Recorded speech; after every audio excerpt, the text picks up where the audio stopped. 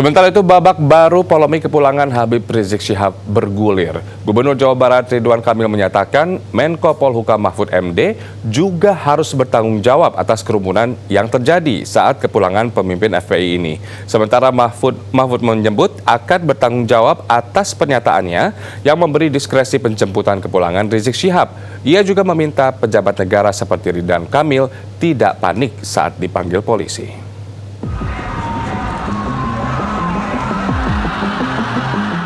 Penyidikan kerumunan massa FPI ketika menyambut kepulangan Habib Rizik Syihab memasuki babak baru. Setelah menetapkan status tersangka kepada Habib Rizik serta dua pentolan FPI lainnya, Ahmad Sobri Lubis dan Maman Suryadi, polisi meminta keterangan sejumlah kepala daerah. 17 November lalu, Gubernur DKI Jakarta Anies Baswedan diperiksa terkait kerumunan di Petamburan, Jakarta Pusat. Rabu kemarin, giliran Gubernur Jawa Barat Ridwan Kamil diperiksa penyidik Direktorat Reserse Kriminal Polda Jawa Barat terkait kerumunan anggota FPI di Megamendung, Kabupaten Bogor pada tanggal 13 November. Usai diperiksa, Emil meminta Menko Polhukam Mahfud MD ikut bertanggung jawab. Ia menilai kerumunan yang terjadi di Kabupaten Bogor, Bandara Soekarno-Hatta, Tangerang, Banten, dan Jakarta berawal dari pernyataan Mahfud. Emil juga mempertanyakan Bupati Tangerang dan Gubernur Banten yang belum dimintai keterangan terkait kerumunan di Bandara Soekarno-Hatta pada tanggal 10 November. Mantan Wali Kota Bandung ini pun menegaskan kerumunan di Megamendung adalah tanggung jawab dari Bupati dan Satgas COVID-19 Kabupaten Bogor. Menanggapi Ridwan Kamil, Mahfud MD menyebut ia bertanggung jawab atas pernyataannya yang memberikan diskresi penjemputan kepulangan pemimpin FPI ini oleh pendukungnya.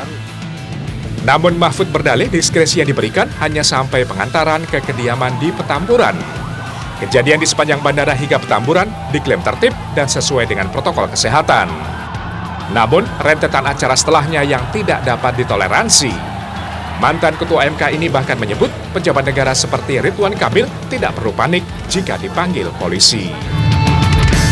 Kalau seorang pejabat atau siapapun dipanggil oleh polisi itu, nggak usah panik.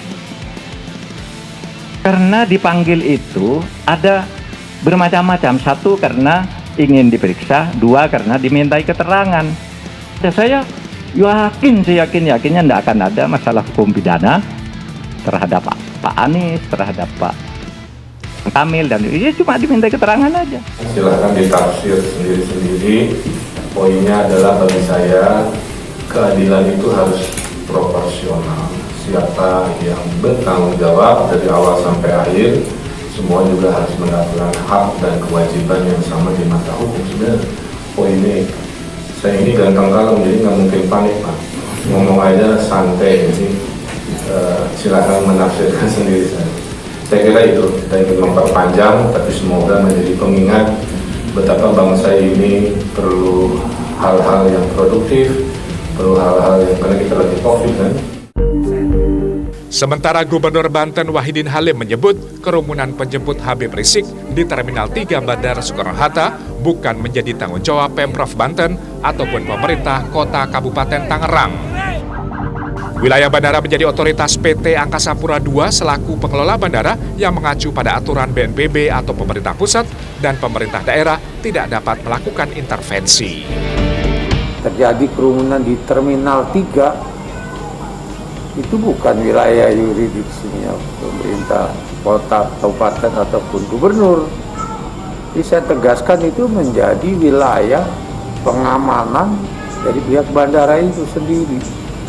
Keliru kalau hal itu dikait-kaitan dengan gubernur, termasuk juga wali kota dan bupati. Publik kini menantikan ketegasan polisi dalam mengungkap kasus pelanggaran protokol kesehatan ini.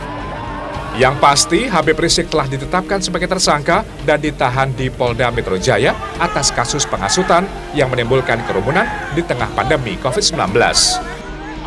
Tim Liputan Transmedia.